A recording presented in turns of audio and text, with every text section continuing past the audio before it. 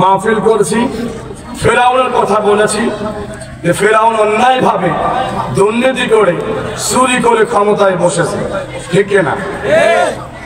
আলোচনার ভিতরে বাধা দিয়ে যে বাধা দিলে তো আজকে শান্তিং হবে না। আলোচনার পরে আমাকে ঘিরে নিয়েছে দুইজন, একজন ওখানকার স্থানীয় মেম্বার আর একজন চাকরি করেন। বলছে হুজুর, ফেরাউন যে চুরি করে বাটপারি করে ক্ষমতায় বসেছে আপনি জানলেন কি করে? আপনার কি তখন জন্ম হয়েছিল? আমি বললাম জন্ম হই না, এটা সত্য কথা। জানলাম কি করে প্রশ্ন করে? আমি যে ফেরাউনের কথা বললাম যে চুরি করে ক্ষমতায় বসেছে, আপনার লাগলো কি করে? বোঝেন নাই?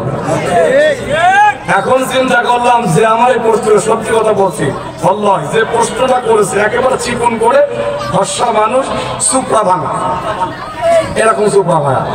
তখন আমার মনে পড়ে গেল আমি তো ফেরাউনের একটা ভিডিও দেখেছিলাম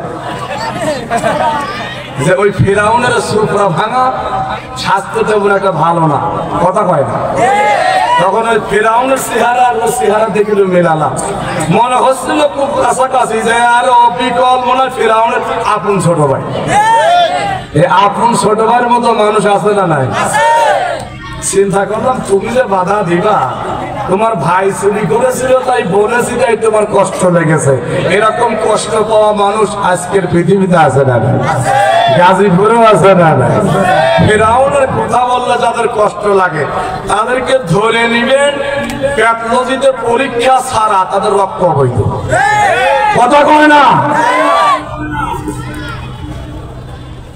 বন্ধুরা আমার। তারপরে ওই মেম্বার সাহেব সে আমারে বলছে আপনার সাহস তো বন্ধ না, আপনি ধরনের কথা বললেন।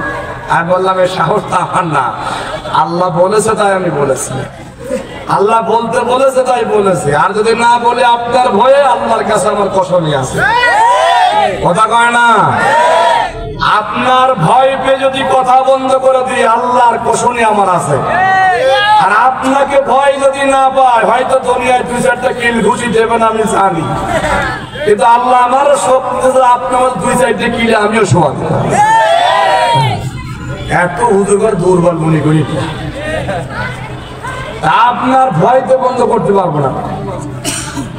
এইবার পরে শুনলাম ওনার নাকি বউ আছে কয়টা, হিসাব নেই আল্লাহ ভালো পায়, ছেলেও জেনে যায় বাপও জেনে যায়।